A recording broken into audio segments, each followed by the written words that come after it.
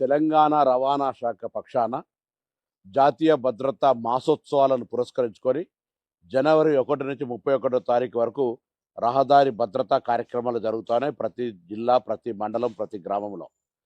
తెలంగాణ రాష్ట్ర ప్రభుత్వం పక్షాన రాష్ట్ర రవాణా మంత్రిగా విజ్ఞప్తి చేస్తా ఉన్నాను. తప్పకుండా ఈ కార్యక్రమాలు 31 రోజుల పాటు జరిగే కార్యక్రమాల లోపల పాల్గొనండి. ప్రతి విద్యార్థి వాళ్ళ తల్లిదండ్రులతో ఒక హామీ పత్రం, రోడ్డు భద్రత వారోత్సవాలు, రోడ్డు భద్రతను పాటిస్తామని ఒక హామీ ఇవ్వండి. అదేవిధంగా ప్రతి పాఠశాల రోడ్డు భద్రతకు సంబంధించినటువంటి ఒక క్లబ్లో జాయిన్ కాండి. రవాణా శాఖ తరఫున సూచనలు పాటించండి. హెల్మెట్ ధరించండి, మద్యం దాగి నడపకండి. అదేవిధంగా రోడ్డు సిగ్నల్స్ను, జెబ్రా లైన్స్ను కరెక్ట్గా పాటించండి. రాంగ్ రూట్లో ప్రయాణం చేయకండి. అతివేగం మంచిది కాదు, త్రాగి నడపడం మంచిది కాదు అనేటువంటి ప్రధాన సూత్రాలతోటి ఒక ప్రాణం విలువను చెప్పే ప్రయత్నం చేస్తూ ఉంది రవాణా శాఖ.